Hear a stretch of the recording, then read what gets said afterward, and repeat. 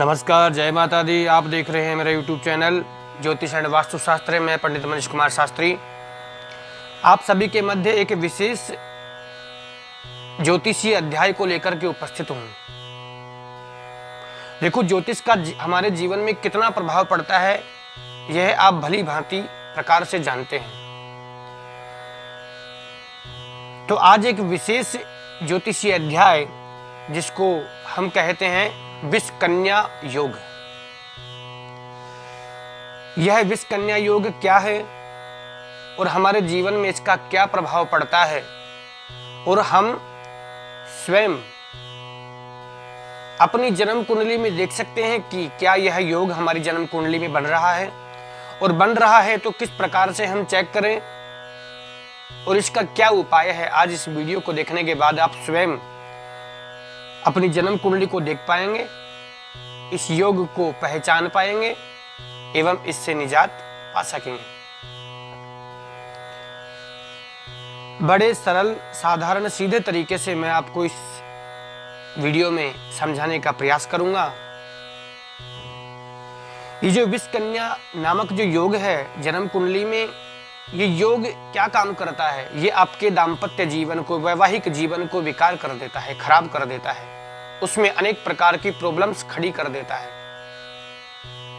आपने देखा होगा बहुत से जो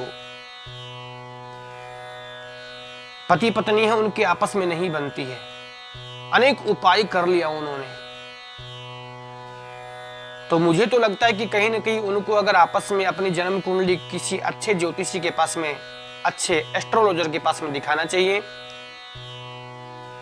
ताकि उससे मालूम लगे कि क्या उनके जन्म कुंडली में ऐसा कोई योग बन रहा है, या फिर वे स्वयं भी आज इस वीडियो को देख करके पहचान कर सकते हैं कि क्या हमारी जन्म कुंडली में ऐसा कोई योग उपस्थित है। तो आप स्वयं कैसे देख पाएंगे, मैं आपको बताऊं।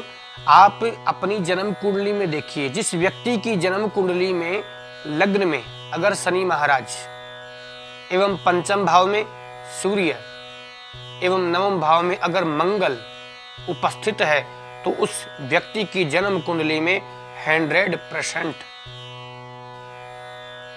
यह जो योग है विष कन्या योग, यह उपस्थित हो जाता है, इसका निर्माण हो जाता है। दूसरी दृष्टि से हम देखें, अगर कोई स्त्री है, अगर किसी स्त्री की जन्म कुंडली में षष्ठम भाव में अर्थात छठे भाव में अगर कोई पापक ग्रह बैठा है, और वह पापक ग्रह बैठ करके अगर अन्य भाव में बैठे हुए किसी दो शुभ ग्रह के ऊपर अपनी दृष्टि डालता है, तो भी उस स्त्री के जन्म कुंडली में इस योग का निर्माण हो जाता है। तीसरी दृष्टि से देखें, अगर किसी स्त्री की जन्म कुंडली में सप्तम भाव में अगर कोई पापक ग्रह बैठा है, और उस पापक ग्रह पर किसी अन्य पापक ग्रह की अगर दृष्टि पड़ रही है, तो भी इस योग का निर्माण हो जाता है। जिस व्यक्ति की जन्म कुंडली में इस योग का निर्माण हो जाता है, तो उसके साथ में अगर कोई दूसरा व्यक्ति रहता है, अगर किसी भी व्यापार में उस व्यक्ति के साथ में कोई पार्टनरशिप करता है ना, तो पार्टनरशिप करने वाले व्यक्ति के जीवन में भी इस योग का प्रभाव पड़ जाता है।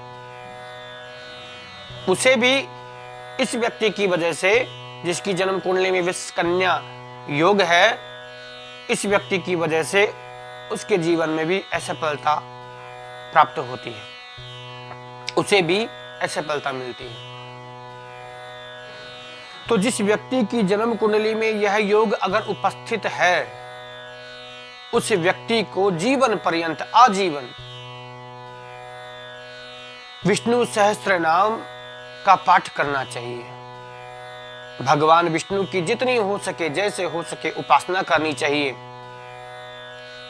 चाहे तो गुरुवार का व्रत कर सकते हैं जीवन पर्यंत,